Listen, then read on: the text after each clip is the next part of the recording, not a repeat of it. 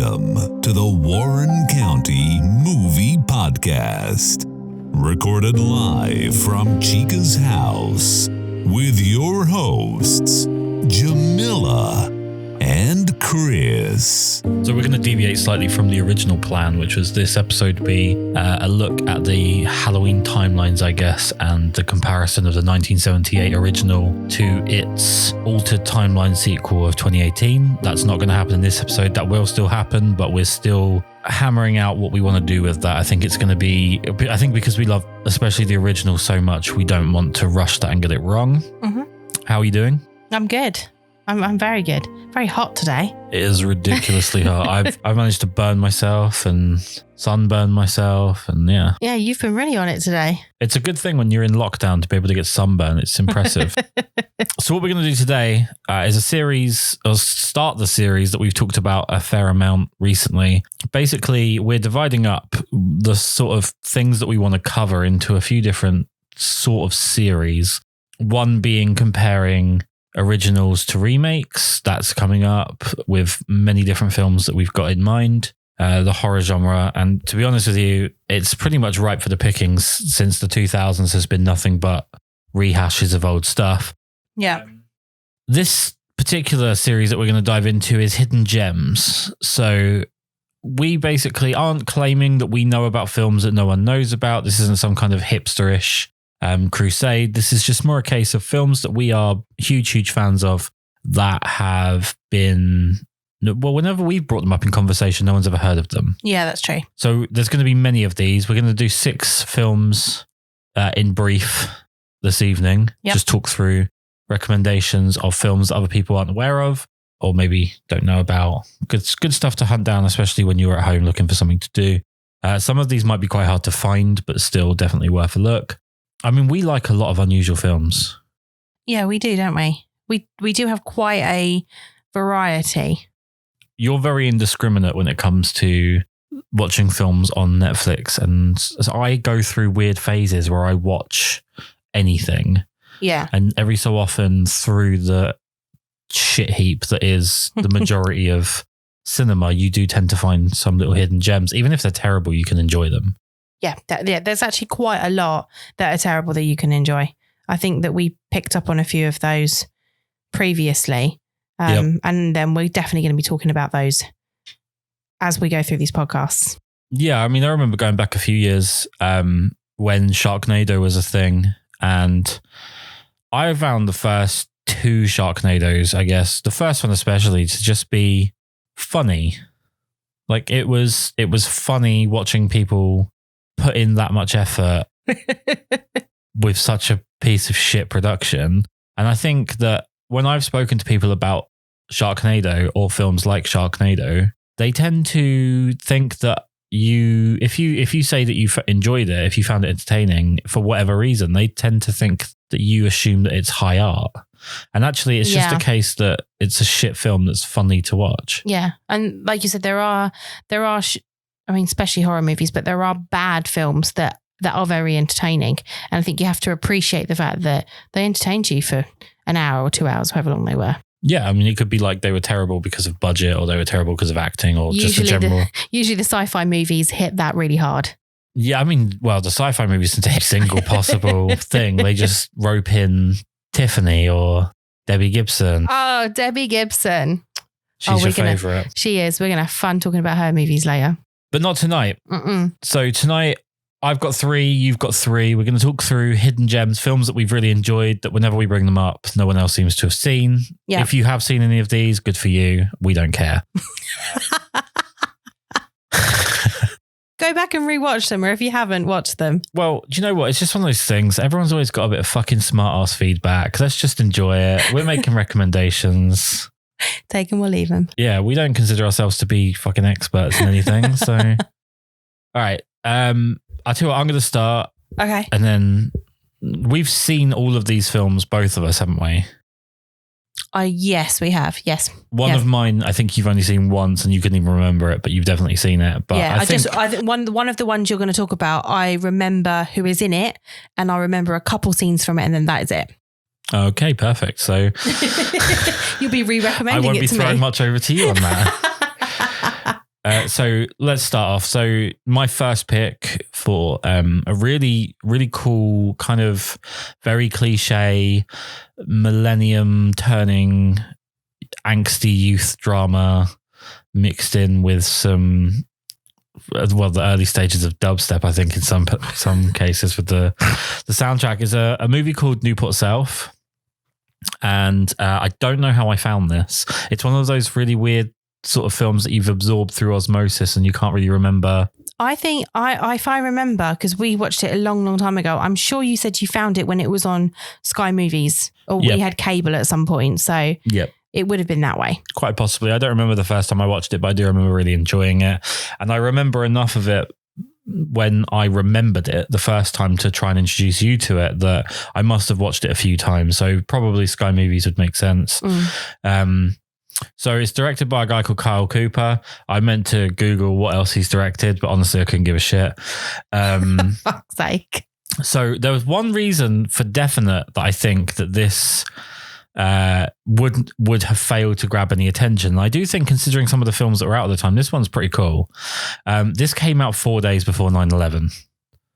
Oh. So I think if there was any chance of it doing anything, which was probably limited, then would not have been the time. Yeah. So in short, it's a sort of teen drama set around a school where a kid who's a bit of a dickhead, he riles up his friends and spreads some propaganda and convinces them to go on this sort of propaganda crusade against the administration of the school and a couple of teachers in particular, based around an incident with a previous student who he was claiming, I don't want to go too much into this, but he was claiming was wronged by the administration, and that he wanted to take revenge.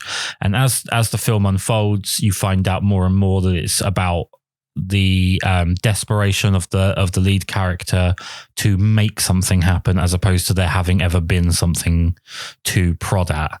It's a fascinating film. It's got a weird collection of actors that you don't realize are in it until you go back to it. So Melissa George is in there. She's barely. The one I remember. Well, she's barely in it, but she's in it.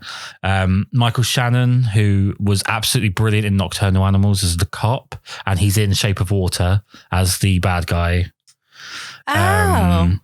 Todd Field, who's the one you're thinking of, he's the teacher that I can never work out what I've seen him in, but it's got a lot of actors that you go, oh yeah. It's like The Faculty. So many actors in it, and you're worse. like, no, worse. Is it more? So it's worse in the sense that they're not actors that you go, oh yeah, he was in.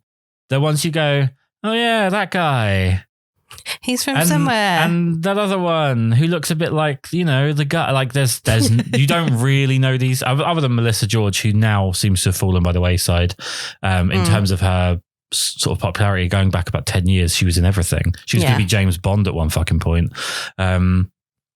But it's got Will Estes, who I guarantee you, if I showed you Will Estes, you'd know straight away who he is.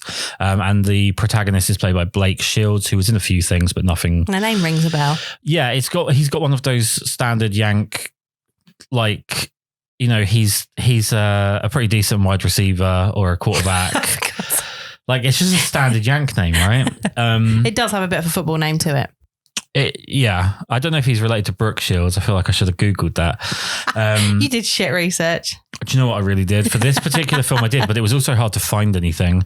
So it's primarily a drama, but I think it's got a lot of suspense undertones, because it sort of plays off of what you think happened, what this guy's framing as what happened, and then what actually happened. There's all these sort of different dynamics. I think there's a lot of decent acting in there. Some pretty established names. I will say it's very low budget, but I think they used the budget well, unlike a lot of low budget films where they try and do something that their budget could never stretch to. This didn't really do that. And I don't remember ever feeling like the budget showed up too much. It's quite a, if I remember rightly, it's quite a dark, dull film in terms of like the texture and the color, and very grungy. I think it's quite muted. I don't think it's dark, but I think it's quite muted, which is just for that time. Twas the style at the time.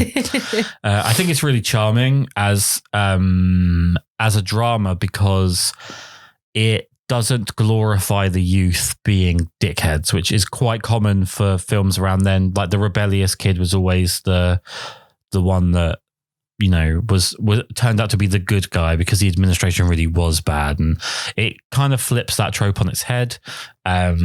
It's just a really cool, charming film. And I think the soundtrack, as close to dubstep as it does get in some places, is actually quite cool. It's used really well throughout the film. So yeah, Newport South, definitely give it a go, although it is 19 years old and it will look old. I think I'm going to have to rewatch that now. Well, we have it. Yeah, so I'm going to have to rewatch it. There you go. So what's your numero uno? Okay, so my numero uno is the 2014 Eli Roth's The Clown, which I'm hoping quite a few more people have seen, particularly as it popped up on Prime and was a lot more prominent on Netflix when it came out, as in the remake of It. So it's directed by a guy called John Watts. And the only thing that I can really tell you that he's directed that's of any note is the 2017 Spider-Man, which looked shit. 2017 Spider-Man. That's not Garfield, is it? That's the next one. Tom. I don't know. I don't care about superhero movies. It's one of the 200 new Spider-Man. Well, they're not Tobey Maguire, so I don't care. Okay. But that's basically all that he really had done that I feel like you're going to be missing out on, like, someone's going to be fucking clawing about this because he probably has done something. I'm going to Google it while you talk. Yeah. There were some other films on there, but I didn't care. So The Clown has got Andy Powers and Laura Allen in, who play husband and wife Kent and Meg. So basically this is a horror film about a dad who is trying to give his son a really great birthday party. And his dad finds an old clown costume in a house which he's currently renovating to sell. He pops on the clown costume, comes home, does the party, kids love it, wife thinks it's great, and party ends and husband falls asleep, wakes up the next morning and cannot remove the clown costume. I just want to jump in real quick. You were absolutely right. This guy's done nothing other than Spider-Man Far From Home. And there's another Spider-Man, and then I think he did like a remake of Homecoming. RoboCop before they did the remake of RoboCop. A film called Cop Car. So nothing. I mean, I would have been great if I could have just had the moment there to just describe those films, but yeah. So Jesus Christ. But yeah, he has done very little. So it's kind of weird to get a Spider-Man film from Clown. Yeah. But okay. Yeah, very odd. But Clown, really good, really great film. So anyway, so basically the film then transpires from dad wakes up in the morning, he cannot remove the clown costume, and the film progresses without ruining anything. The costume will not come off. It's pretty standard horror affair. It's a cursed costume that consumes the person, basically. I mean, that's not giving anything away. No. It's got a couple of really good...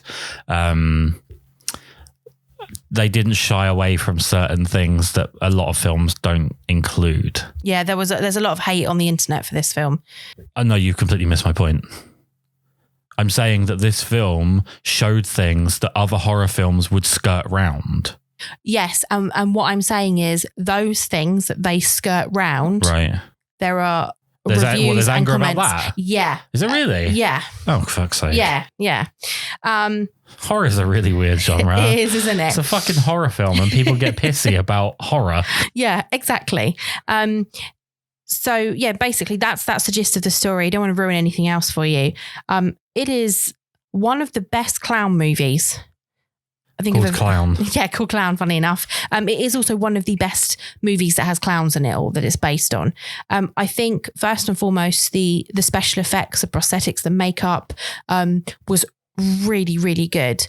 They just did it really, really well. They made it as realistic as possible considering the storyline. Super low budget. Yeah, really. $1.5 million.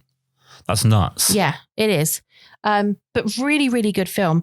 I found that it was completely not what I expected. We found it when it was on Prime a few years back, stuck it on to watch it, thinking, probably one of those horror movies that we either go, we watched it once, or we turn it off after 20 minutes because it's appalling. It's actually really well made. even though it's low budget, everything is put in the right place. The sets are as they should be. There are some quite comical scenes in it to do with a knife, a saw, and his nose.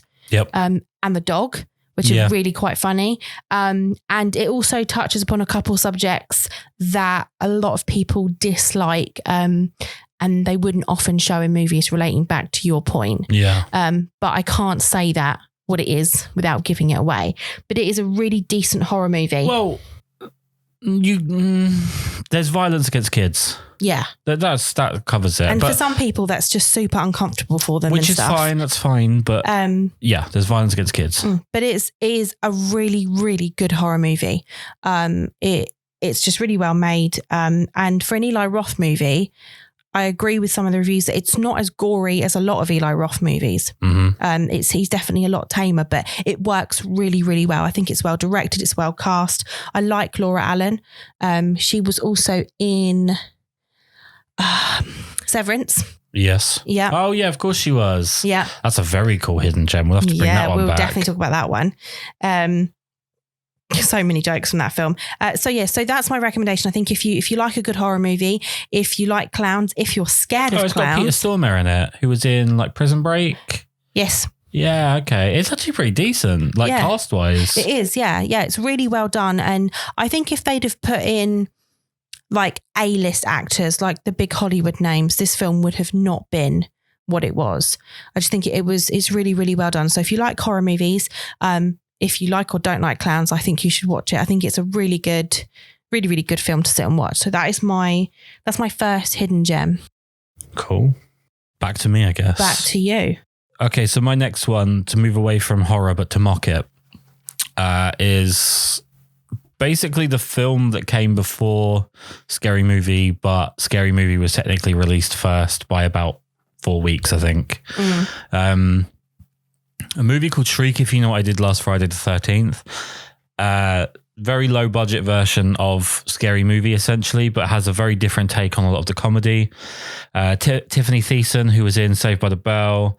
Julie Benz, who me and you argue about constantly. I'm always right. You're always wrong. Tom Arnold, who I think is hilarious or absolutely dire, depending on what he's in. Simon Rex. And to make... Hang on. Do you want to read my notes? And to make it as 90s as possible, Coolio is the principal of the school. And you can't even say Coolio, like with my accent. It's horrible. What were you going to interrupt me with? I'll say it's actually... That film is pivotal for the time that it was released because it has... If you take just the actors themselves, all those actors were in the TV shows of that time. They were all very popular. They were all either Buffy or Roswell characters. They were coming out of their time. They were moving away from their time. There's a reason these people, if they were in their heyday, if they were in their prime, would not be doing this film for its budget. I think this was just before. I have dates, but if you want to read my notes, you're more than welcome to. So technically it was made before Scary Movie. Even though they follow a very similar path, I don't think there was any conversation between them from what I can find out. It's just pure coincidence that the horror genre being what it was. And, you know, after a bit of a drought following Naked Gun and Airplane films, parody was ready to be kind of returned to, and they found basically Scream is the start of it. But there's references to Child's Play. There's references to a lot of teen rom-coms of the 80s and 90s, and there's it's there's even Grease references, which I think is so funny. I think it's funnier than Scary Movie in a lot of ways. It's just a bit more ghetto. Like, it's not filmed as well. It's not as polished as, I mean, Scary Movie came through Miramax, so they had access to a lot of things, whereas this was... You can tell when you watch it. In places, it's a bit handy-cam. I will say that some of the humor is probably a bit beneath, especially women, because, you know, there's pretty much centered jokes around, like, Hagatha Utsley, which is, you know, pigeon for slut, and you've got a character called Boner. Yep. So some of it's a little bit childish, but that's kind of the fun. I found this was definitely a Sky Movies find years ago. And then I was telling you about it and I can't remember if you'd already seen it. I had, once. And I decided that I just had to try and track it down some way. And it took forever, but I finally found a DVD of it and I had to get it shipped over from America. But in fact, I think it's currently on Prime. So if you're in England, it is, yeah, and you want to watch it, definitely check it out on Prime. So just to cover sort of the way that you need to view this film, the lens that you have to approach this film with, there's a pretty long joke in it about Pamela Anderson's sex tape. And I think most people now who are like under 28 probably don't know who Pamela Anderson is or care. No. But you have to kind of know the time to understand some of the jokes. There's a few in-jokes in there. Yeah. So it's definitely worth a look. And it also has the fun fact of the character called The Killer never kills anybody, which I find really funny. But it was, like I say, it was made before Scary Movie, but it was released. I do actually have this somewhere, but it was released like 2 months later. So yeah, here we go. So surprising budget, considering. How much do you think the budget on Shriek If You Know What I Did Last Friday the 13th? How much is the budget? Okay, considering, let me think about some of the names in it. 500,000, much, much less than that. 5 million. Which, wow. But when you think about Tom Arnold, Coolio, Tiffany Thiessen, Simon Rex, although he wasn't particularly well known, he was definitely sought after. And he, funnily enough, he ended up coming out of Shriek If You Know What I Did Last Friday the 13th and actually appearing as the sort of Eminem piss take in Scary Movie 3. Yeah. So he's the only person to traverse the two worlds, I think. He was really good in Scary Movie 3 as well. But yeah, very cool. The director was a guy called John Blanchard, who has done literally nothing. Like nothing. I think I've directed better films than he has. But yeah, the parody scene wasn't, after that, it wasn't really for him. No. Or anything. Maybe a 5 million investment and then not much return because it came out at the same time as Scary Movie kind of scuppered any chance he had at being popular or sought after as a director. I think as well, it was in a transition point where, you go for like 80s comedy and it was very well written and it was very much done visually as much as it was done in words. And then you had the transition in the early 2000s, and this is literally 2000. You have the transition towards like, I don't want to shit on the guy because I like some of his films, but like the Will Ferrell model, which is you just get like funny people in a room and you give them a general scenario and you just let them talk shit and then you cut it up and try and make something out of it. Yeah. Which sometimes can be really good. And a lot of the time you get Ghostbusters, the all-female remake. Yeah. Which, regardless of the politics, was a bad film because it just suffered from, firstly, not having any straight character in terms of someone that's playing it sensibly while everyone's silly around them. But also the problem of just a real lack of direction. It was just people rambling. When someone's just constantly trying to say something random to make you laugh, it's just crap comedy to me. At least this had visual gags. Yeah. But yeah, I personally think if you're a fan of Scary Movie, Haunted House, pretty much like I think if you're a fan of like Airplane, or especially Naked Gun has as much crass humor as this does. So I would say that's a good overlap. I'm not saying it's as good before anyone starts sharpening anything, but it's definitely that will happen. It's definitely in the same lane. Yeah, it's a parody film. They're quite a niche genre. Mm-hmm. Because other than that, we've got the what were the cop films that were parodied? Oh my God, I'm going to need to... Police Academy. Police Academy, yeah. I was really thinking you were joking then I thought you were being like ironic. Oh, no. It escaped me. But like so you've got those films and then you've got the Hot Shots, Airplane and then Naked Gun. Hot Shots is a good example because it relies on bad production. Oh, yeah. And this relies, which like when I saw 5 million in fucking like the late 90s is when this was being made. Like, Jesus Christ. It's a lot of money. I mean, maybe just don't pay Coolio because he wasn't funny. And I I could probably pull out about 3 or 4 of those actors and put in someone else. Simon Rex, I think, is amazing. And like Tom Arnold, I think, is good in this. Julie Benz created the argument that me and you will forever have. And Tiffany Thiessen, although she's not particularly charismatic, the way that they used her was pretty great. Yeah. And also I think they put her in there as well because she is like your late 80s, early 90s babe. Because she was in Saved by the Bell and that she was the hot chick and stuff. So I think, before the other one went off and did all of the wild and crazy non-sex. That's right. Showgirls. Showgirls, thank you. Yeah. But she became a porn star. I don't know about that. No, she became a porn star. That's what I'm saying. Well, I'll have to take your word. I mean, you can insist it, but I still don't know about that. Yeah. But yeah, so I think that's why. But Tiffany Thiessen, I liked her in that role. Yeah, she had a good sense of humor about herself. Yeah. You know, you don't always have to look good to be funny. Yeah. I like the C cup jokes that she makes. Yeah. And her shoes are constantly changing. I think that's really good as well. But deliberately. It's never okay to hit a woman unless she burns the roast or burns the toast, I think it is. And burns the toast, he says. Yeah. So that's not, I'm not condoning that action, but it's a funny line in the context. I'm going to stop talking. So Let's go to your next one. Let's go to your next one. Okay, so my second one is the 2015 The Gift, the thriller mystery one with Jason Bateman in, who, as most people know him, is Michael Bluth in Arrested Development, or also stars in Ozark, which is on Netflix. Yeah, big at the moment. Yeah, huge at the moment. This is a thriller mystery directed by Joel Edgerton, who is also Gordo in the film.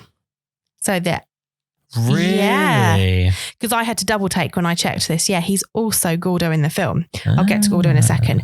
So he is an Australian guy that's also directed things like Netflix Bright that's got Will Smith in. I haven't seen it, but it's it comes up a lot on Netflix, so people be familiar with it. Super boring is what I'm told.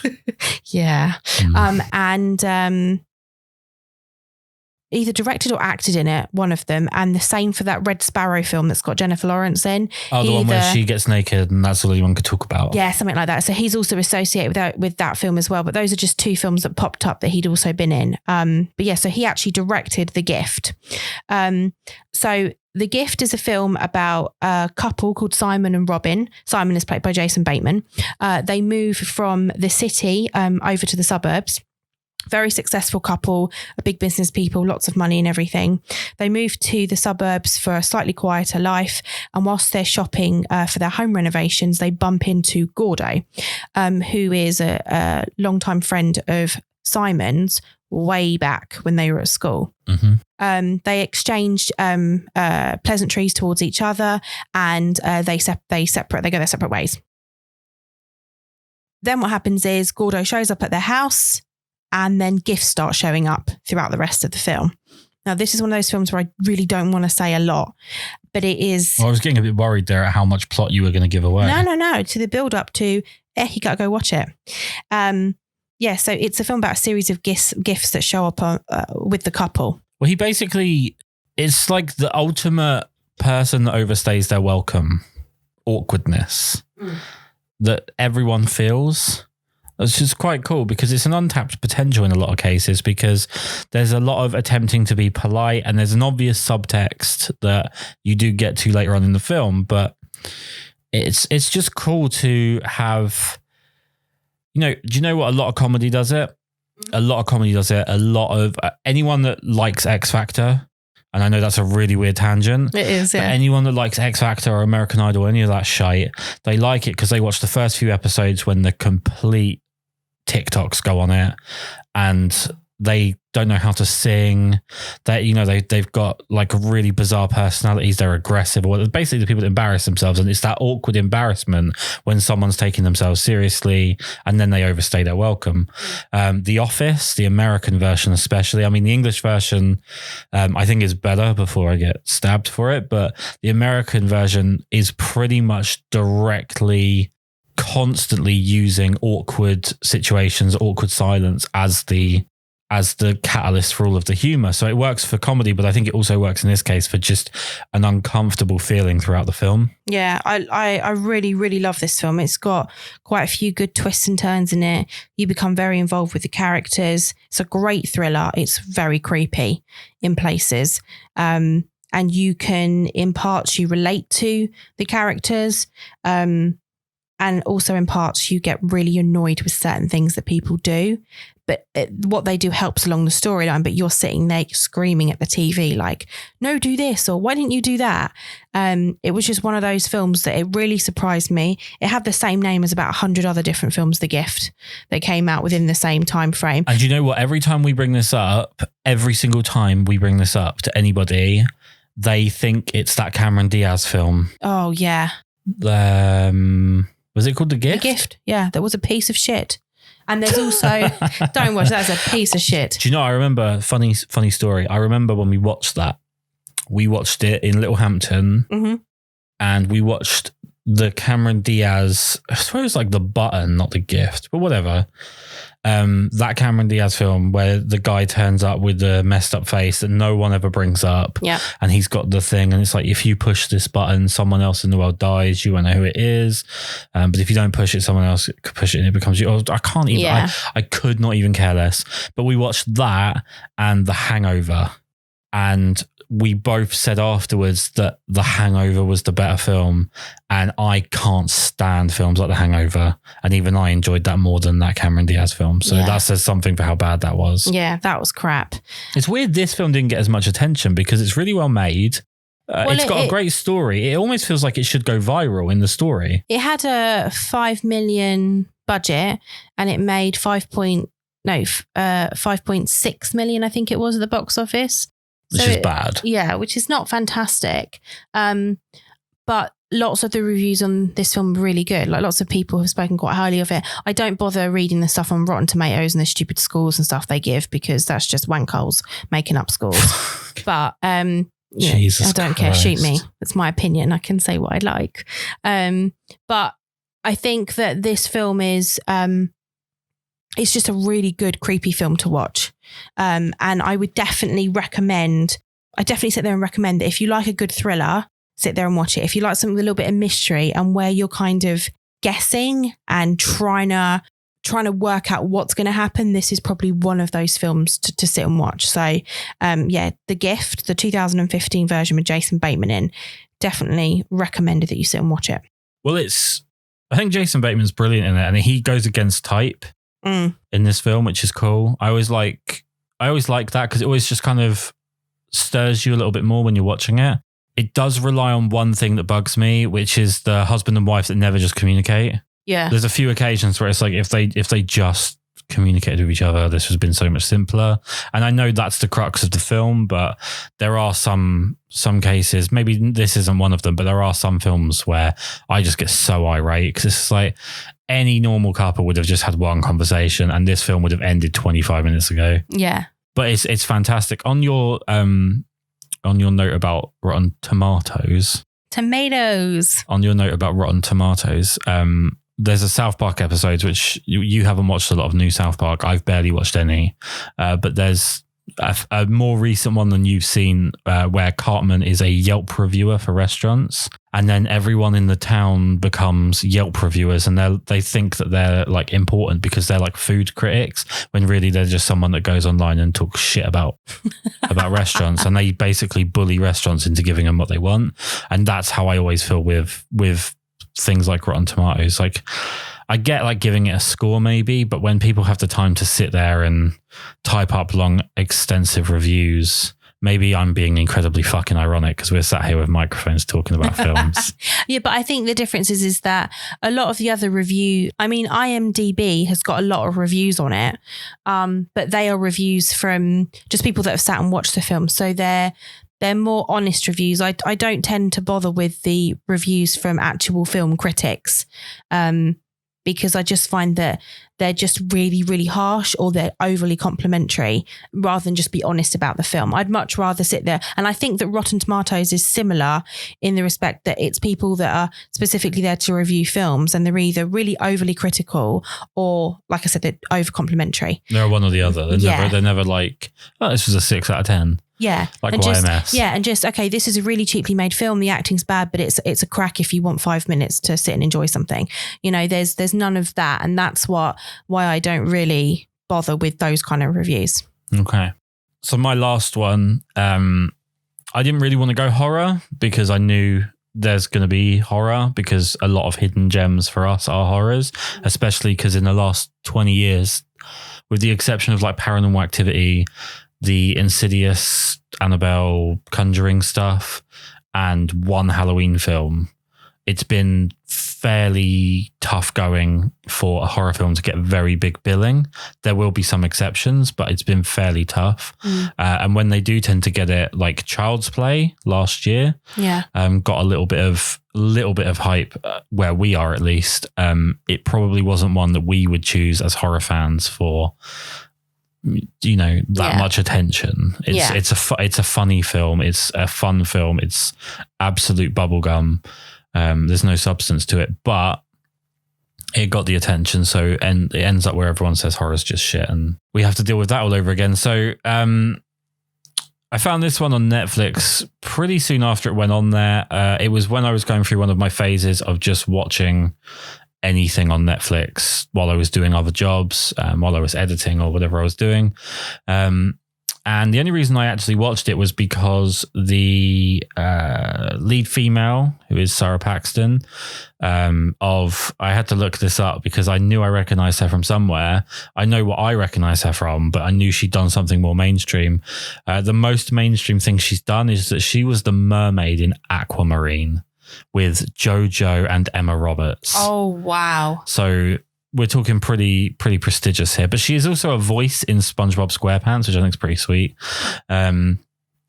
She was the superhero's girlfriend in Superhero Movie, which I think is a criminally underrated comedy. God. Yeah. So super low budget on this. So the film in question, $750,000 for the budget, which I think is super low, and it didn't even break even. It didn't. It broke even essentially with advertising costs. It just broke even. Right. I think Netflix obviously will help that out. Yeah. So the film is Innkeepers, and it follows the 2 employees of a soon-to-close hotel as they go ghost hunting within the hotel on the last night. And there's a few people that are left staying at the hotel who sort of trim in and out when you need some transition time, I guess, between the 2 characters. I think Sarah Paxton and Pat Healy, I believe his name is, are both very, very, very good at what they do in this. I think it's quite understated. There's no... Okay, I'll just get to it. The reviews I've seen on this are basically that it's boring. And that's a perfectly fine thing if you don't find this film interesting. But one thing I am very bored of, and I think it's something that's only going to get worse, is that when a film isn't constant action to an almost perpetual level, it's instantly boring. And that frustrates the absolute fuck out of me, because I just want people to enjoy the film for what it is. You know, your starter will never be your dessert. So stop comparing your starter to your dessert. Like, it's just a really frustrating thing. I wish people would just enjoy the film for what it is. Or if it's not your type of film, it's not your type of film. That's fair enough. But the amount of people I've seen who claim to be fans of like dialogue heavy films, or claim to be fans of horror, or claim to be fans of suspense, who all just say boring. I just think you're not a fan of suspense if you think a suspenseful film is boring. Yeah. It's quite a clever film in the sense that it creates a monster that they have to deal with, and the monster isn't what brings about the culmination of the film. Couple of like really slightly irritating continuity issues in there, but nothing that's really worth writing home about. There's no Irishman phone call levels of bullshit, but it's pretty great. And it's the director and writer is Ty West, and I'm a big fan of Ty West. I think Ty West, not to say his name too many times, but he doesn't make films necessarily that are particularly modern, but he makes films that are from an era that I really enjoyed. So what else has he done? So we'll talk about the other films that he's done in a future episode, but just to drop some titles, VHS, Sacrament, House of the Devil. I loved House of the Devil. I know that it wasn't particularly popular. I don't think it was particularly popular. VHS has got an amazing cult following, and so it should. And Sacrament is a film that a lot of people should watch because that's my favourite of those three. Well, although it's a derivative, it's still a very cool film. It's still very well made, and it does a great job of building suspense, as I think Innkeepers does, in a more light-hearted way. 2011 has one major drawback before I leave this and let you finish off this list. But the main drawback, and I can't make a bigger point of this. Don't put Lena Dunham in your film, even if it's only as a bit part. Don't put her in your film. I don't care if you're friends with her. I don't care if she works for free. Don't put her in your film. I don't even remember that. I don't care. Lena Dunham is in it and she shouldn't be. She should not be in films. So that's my piece. Okay, so my third pick and the last of the six that we're going to talk about is a film which definitely a lot of people haven't heard of, mostly because it's not American nor is it English, is a horror movie from 2006 called Them.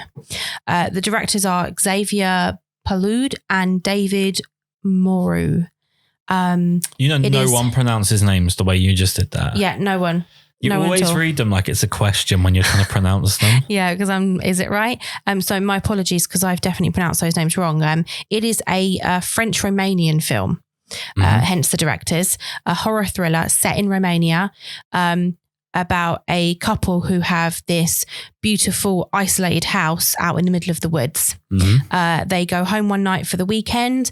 There are some strange noises and the film progresses and essentially they are hunted throughout the duration of the film. This is one of the best horror movies ever made, in my opinion. It is... Did we say the title yet? Yeah, I did. Them. Okay. Yeah, I did. Because I made that mistake on the last one. I wasn't sure. Yeah, no, I said it. One of the best things about this film and what makes it is, first of all, it's not in English. It's subtitled, which I think is perfect. And secondly, there is actually very little spoken dialogue at any point anyway, which adds to the suspense, the terror, the eeriness and the creepiness as the film progresses and as the characters of the two characters move through the film. It's very dark. It's very atmospheric.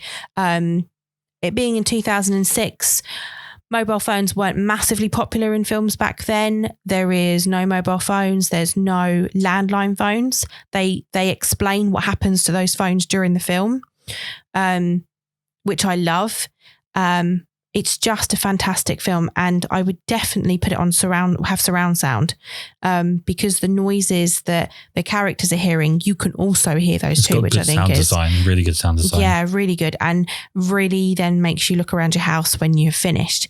Now, this film came out before The Strangers did. The Strangers is the one with Liv Tyler in, where the couple get attacked in their house. Essentially, Them is... I don't necessarily say the original to The Strangers, because I'm not sure if there's any films that were made before that. I can probably help you out here, and I will get told I'm wrong, but I think I'm right. This is just conjecture. But Them is based on an actual story, and the I don't want to say twist, but the twist in it is actually relevant to the original story that happened. Yeah. That makes what goes on so much worse, depending on how you feel about it. Strangers is based off of, I believe it's the Keddy Cabin murders, which was, I think everybody knows that it was the okay, basically a load of people got butchered in a cabin, and pretty much the next day they knew who it was, but he was never convicted of it. Yeah. So I think the story of The Strangers is that kids that were doing missionary work, I think it is, found dead bodies that were, I think they had like ligature marks, or they were still tied up and they'd been stabbed.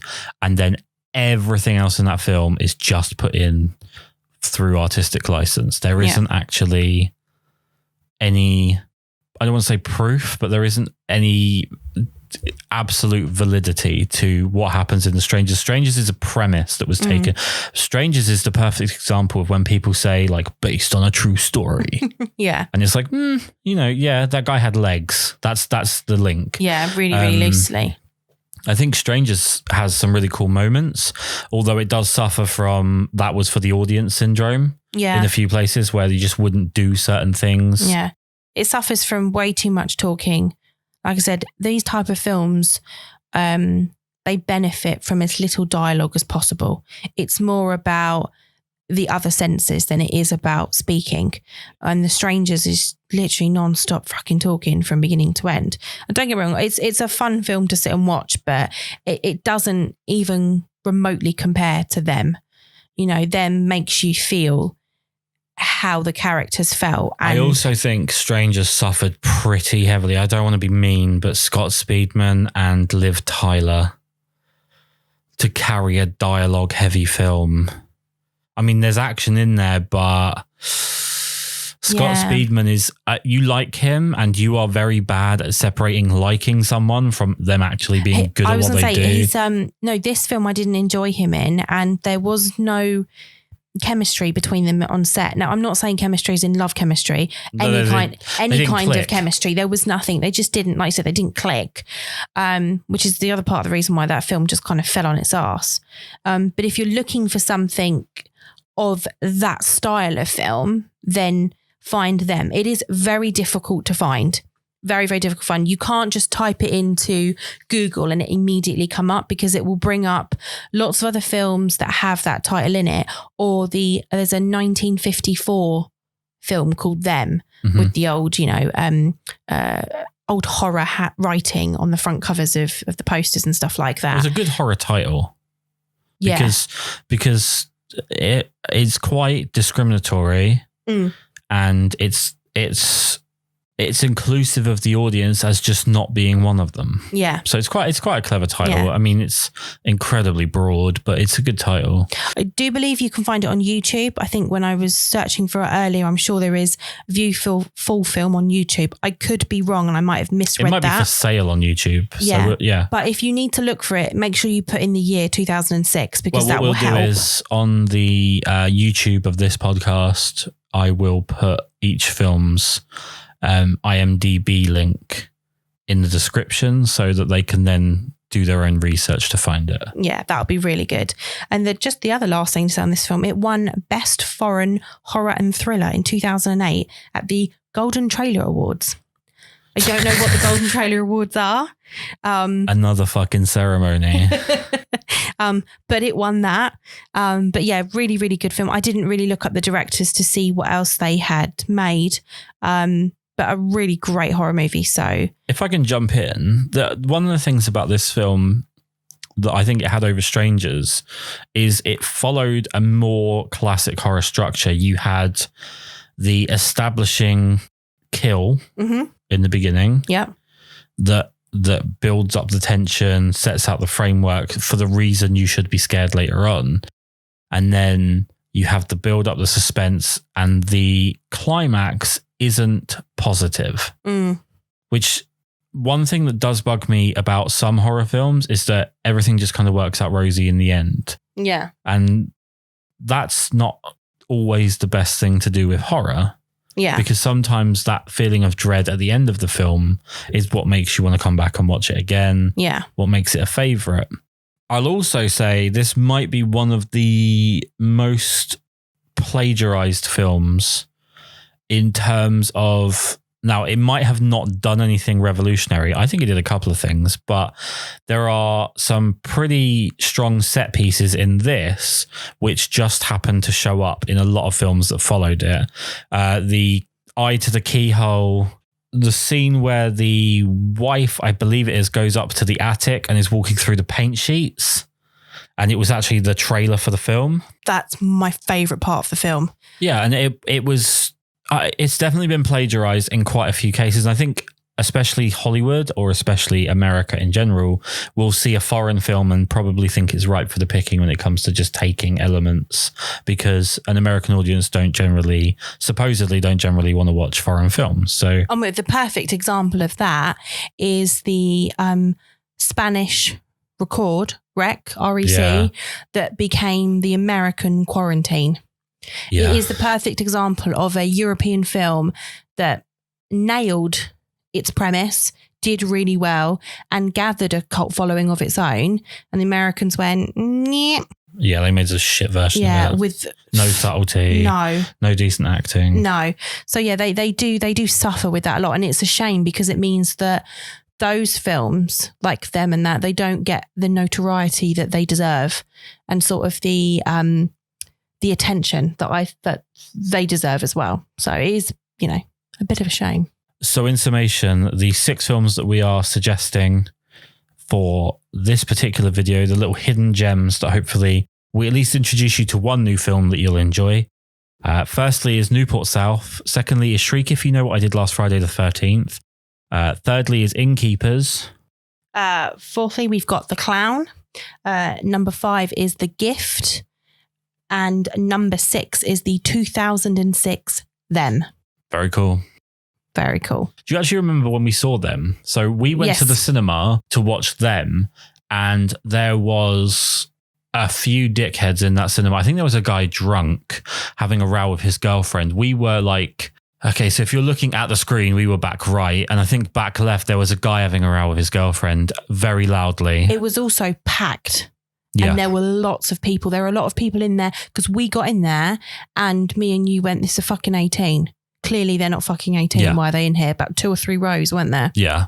So quite a disruptive cinema. So we knocked it on the head when we couldn't even hear what was going on in the film because of this argument going on in the kids. So we head out, and then a load of other people head out as well because they saw us do it. We all demand our money back. And there was one really funny complaint, which was it's in subtitles and I didn't bring my reading glasses, which I thought was quite funny. Thank God we stuck around to go and see it again a week later. Yep. Does that technically count as a film we've seen in the cinema twice? I don't think it does it? Well, we got No, we didn't. quarter of the way through. No, we didn't. We didn't leave that early. Yes, we did. I don't remember that. Yes, we did. Really? I doubt the girl with no glasses at a non-subtitle film would have waited more than a quarter of a film. Yeah, but as you said, we got up and we started the trend. Everyone followed us. It's true. We are pretty cool. So yeah, check it out. And if you have any suggestions for hidden gems, films that people underestimate or don't even know about, please let us know in the comments on YouTube, or just pop us an email, whatever. Have fun, guys. Peace out. Thank you for listening. And remember, kids, movies don't create psychos. Movies make psychos more creative.